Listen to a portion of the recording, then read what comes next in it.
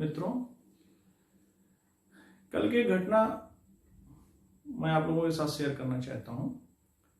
कल मेरे एक मित्र जो तैयारी कर रहे हैं सिविल सेवा की, उन्होंने मुझे फोन किया और थोड़ा परेशान थे और उन्होंने कहा कि यार मैंने ट्रिक काफ़ी याद किए हुए थे, सब चीज़ों को मैंने ट्रिक से याद कर लिया गया था और बिल्कुल मेरी तैयारी थी। हमने कहा हाँ, वो तो हमारी बात हुई थी आपसे 2-3 महीना पहले। अब क्या दिक्कत हो गई? वो कह रहे थे कि अब दिक्कत हो गई कि मुझे ट्रिक को तैयार करने के लिए अब एक दूसरा ट्रिक चाहिए। मतलब अब वो ट्रिक में ही कंफ्यूज हो गए थे। तो मुझे जान के थोड़ा आश्चर्य भी हुआ और मैंने उस पर सोचना शुरू कर दिया। तो मैंने उनसे एक चीज कही कि पहले भी एक बार हमने उनसे कहा था कि आप ट्रिक के पीछे ज्यादा मत भागिएगा, क्योंकि आपको एक जब स्तरीय एग्जाम की तैयारी करते हैं तो वहां पे जब आप एग्जाम देने के लिए तैयार होके जाते हैं उस समय आपके पास लाखों फैक्ट होते हैं और अगर आप सब चीजों को ट्रिक के द्वारा पढ़ेंगे तो निश्चित है वो ट्रिक में भी आप कंफ्यूज हो जाएंगे, क्योंकि ट्रिक का कोई ट्रिक नहीं होता है। तो मैंने उनसे कुछ सुझाव दिया कि आप जो है ट्रिक पे अब ज्यादा ध्यान मत दीजिए, ट्रिक जहां बहुत ही आवश्यक हो वहां ही यूज करिए। पढ़ने का एक आप ढंग जो मैं अप्लाई करता था, क्योंकि वो मैंने सिविल सेवा आईएएस में लगातार मैंने प्रारंभिक परीक्षाएं पास की हैं और एक स्तर पर पहुंचा था मैं, तो इसलिए वो हमारी बातों का ध्यान रखते हैं। तो हमने बताया उनसे कि आप ट्रिक इस तरीके से यूज करिए कि उसका फायदा मिले और बहुत ही आवश्यक स्थिति में ही ट्रिक का आप फायदा उठाइए। हमने उनसे 3 चीजें कही कि आप इन 3 चीजों का जरूर ध्यान दीजिए। वो आप लोगों को भी मैं शेयर करना चाह रहा हूं। मैंने कहा आप जब भी कोई चीज पढ़ें तो एक सिस्टमेटिक ढंग से पढ़ें। जो चीज पढ़ें उससे संबंधित चीजों को आप पहले तैयार करें। उससे होता क्या है कि एक दूसरे से वास्तव में अंतर संबंधित होते हैं चीजें। उन चीजों को जब आप उस समय ही तैयार कर लेंगे तो वो चीज आपके दिमाग में ज्यादा देर तक अस्थायी रहेगा। दूसरी चीज हमने कहा कि आप में क्रमबद्धता की कोशिश करिए, जो पढ़िए उसको एक टाइमलाइन पे क्रमबद्ध रूप से पढ़िए। और तीसरी चीज हमने कहा कोशिश करिए जहां तक हो सके मैप बनाइए। मैप चाहे भारत का मैप बना के चीज अगर उसमें स्थापित हो सके तो स्थापित करिए, और नहीं हो सकता तो एक डायग्राम आप अपने से बनाइए और चीजों को अंतर संबंधित करते हुए पढ़िए, तो वो चीज ज्ञान आपके पास अस्थायी रहेगा और उसके बाद आप ट्रिक का प्रयोग करिए। आप अगर पहले से ट्रिक का प्रयोग करेंगे और चीजों को आपने ठीक से अंतर संबंधित नहीं किया तो निश्चय ही आप एग्जाम में कंफ्यूज हो जाएंगे, अपने ही ट्रिक में आप उलझ जाएंगे। आज एक दौर चल गया है ट्रिकी, हर चीज का ट्रिक बनाने का। ये बहुत ही गलत स्थिति है। अगर आप स्तरीय एग्जाम की तैयारी कर रहे हैं तो आप लोगों से मेरा सुझाव है कि पहले आप क्रमबद्ध अध्ययन करिए, चीजों को बार बार प्रैक्टिस करिए और उसके बाद ही आप ट्रिक अगर जरूरत पड़े तब ट्रिक आप बनाइए। नहीं, ट्रिक का कोई फायदा नहीं, आपके लिए नुकसान है। जैसे मैं आपको एक एग्जाम्पल देता हूं। मैं पढ़ा रहा था इससे जस्ट पहले राज्य का पुनर्गठन कैसे हुआ, उसमें काफी तथ्य हैं, तो उनको तैयार कैसे किया जाए। देखिए, मैंने वहां पे एक क्रमबद्धता का पालन किया, क्योंकि वो चीज निकल के कहां से आती है, भारत के संविधान और हिस्ट्री से। या तो आप हिस्ट्री पढ़िए तो हिस्ट्री के ही कंटिन्यूएशन में उसको पढ़ते जाइए। आपका जब राष्ट्रीय आंदोलन शुरू होता है, राष्ट्रीय आंदोलन के बाद जब आप देश स्वतंत्र होता है, उस समय क्या स्थितियां होती हैं उसको आप पढ़िए क्रमबद्ध रूप से। और या आप भारतीय संविधान के अंतर्गत अगर आप उसको पढ़ रहे हैं, पॉलिटी के अंतर्गत व्यवस्था कर रहे हैं, तो वहां पे भी एक क्रमबद्धता है। संविधान जब आप पढ़ते हैं तो संविधान का जब भाग 1 पढ़ते हैं तो भाग 1 से ही संबंधित है पुनर्गठन अधिनियम, पुनर्गठन राज्यों और राज्य का विकास कैसे होता है। अब इसको आपको अगर ऐसे याद करना है तो बहुत से फायदा है। किस सन में कौन सा राज्य का गठन हुआ, ये याद करना यहाँ बहुत जरूरी होता है, क्योंकि प्रश्न बार बार आते हैं। तो अब इसको अगर आपको याद करना है तो मेरी राय में आपको कैसे याद करना है, सबसे पहले, क्योंकि अगर आप, मैं उन लोगों के लिए नहीं कह रहा हूं जो एक सामान्य तैयारी कर रहे हैं, हालांकि उनके लिए भी यही नियम फॉलो होता है, लेकिन जो एक स्तरीय एग्जाम की तैयारी कर रहे हैं, IAS-PCS की कर रहे हैं, SSC की कर रहे हैं, उनको एक क्रमबद्धता लानी ही पड़ेगी। ये नहीं कि आज इसको पढ़ें और उसको छोड़ के फिर दूसरा क्रम शुरू कर दें। मान लीजिए आपने भाग 1 पढ़ा संविधान का, और वहां पे भाग 1 में यह दिया गया संघ और राज्य क्षेत्र के बारे में। संघ और राज्य क्षेत्र के बारे में वहां पे दिया गया है, क्या दिया गया है कि संसद के अंदर ये शक्ति है कि राज्य का पुनर्गठन कर सकती है। अब इसको आप जोड़िए, जोड़ेंगे कैसे? पुनर्गठन की क्या आवश्यकता पड़ती है, क्यों किया जा रहा है, क्या दिक्कत आ गई, तो आप उसके कहानी में पृष्ठभूमि में जाएंगे। पृष्ठभूमि में जाके आपने भाग 1 पढ़ा, तो यहीं से जब पृष्ठभूमि निकलता है, पुनर्गठन की शक्ति देती है, तो हम पुनर्गठन के पृष्ठभूमि में गए। फिर उसकी कहानी को हमने देखा, कहानी पे हम लोग आ गए। थोड़ा बहुत जनरल कहानी सबको पता रहती है। हम 1947 में देश आजाद हुआ, टाइमलाइन एक बनाया। 1947 में देश आजाद हुआ, तब स्थिति क्या थी भारत की, बहुत इंपॉर्टेंट नहीं, उसको याद करने की जरूरत नहीं। उस समय मानचित्र राजनीतिक क्या था, एक मोटा मोटा याद है कि प्रेसिडेंसियों में बटा हुआ था। 1950 की स्थिति क्या थी, उस समय की पृष्ठभूमि क्या थी, राष्ट्रीय आंदोलन भाषा आधार पर राज्य के गठन की मांग शुरू हो गई थी।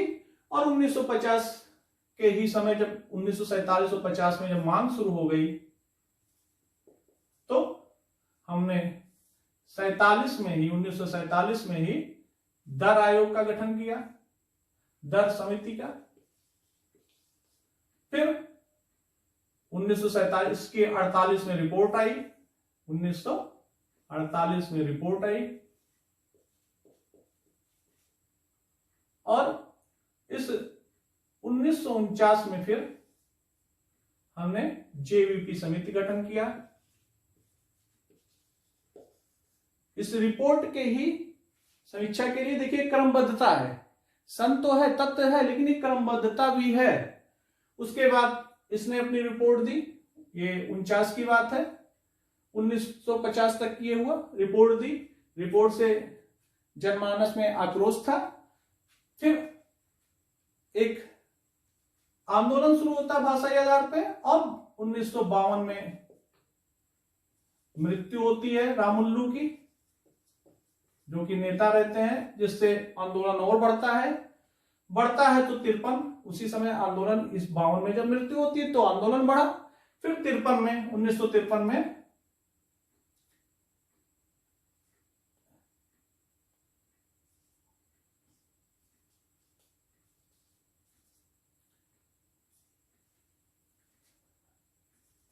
फजल अली की अध्यक्षता में पुनर्गठन आयोग का गठन होता है,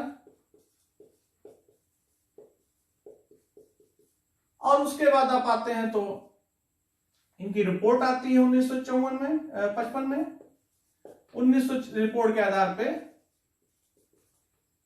पुनर्गठन अधिनियम बनता है, और 7वां संविधान संशोधन होता है। फिर आ गया ये 55, 56, 57, 58 में कोई विशेष परीक्षा की दृष्टि से उपयोगी तथ्य नहीं होते हैं। 1960 में आते हैं आप, तो बंबई राज्य को विभाजित करके हरियाणा, गुजरात और महाराष्ट्र बनता है। पुनर्गठन अधिनियम के तहत ही होगा ये, तो ये बंबई पुनर्गठन अधिनियम होगा, बंबई पुनर्गठन अधिनियम। उसके बाद ऐसे आप बढ़ते जाएंगे। 1961 में दादरा नागर हवेली को संघ शासित बनाया गया, 62 में गोवा को बनाया गया। आप एक क्रमबद्धता लाइए, बार बार इसको आप लिख के प्रैक्टिस करेंगे तो वो याद हो जाएगा। ट्रिक में आप बहुत ज्यादा परेशान मत होइए, बहुत ज्यादा अपना दिमाग मत लगाइए, क्योंकि ट्रिक में कॉन्सेप्ट एक दूसरे से जुड़े नहीं होते हैं। कॉन्सेप्ट जब जुड़ जाते हैं तो याद अपने आप हो जाता है। इसके बाद ये मेथड के बाद आप इसको डायग्राम में, टाइमलाइन में देख सकते हैं। उसके बाद आप, हमने कहा कि डायग्राम बनाइए और कोशिश करिए एक बार भारत का नक्शा, अच्छा या खराब चाहे जैसे हो, बनाने का प्रयास करिए और चीजों को कोशिश करिए इसके अंतर्गत समाहित करके देखिए। आपने ज्योग्राफी पढ़ा होगा भारत का, अगर आप तैयारी कर रहे हैं स्तरीय, तो ज्योग्राफी में भारत पे नक्शे पे मैप से बहुत क्वेश्चन आते हैं, आपको जरूर पता होगा। लेकिन भारत का नक्शा आप कितनी प्रैक्टिस कर लीजिए कि 20 से 30 सेकंड में आप बना लीजिए। थोड़ा गड़बड़ ही सही, कोई जरूरत नहीं है यहाँ आर्टिस्ट बनने का।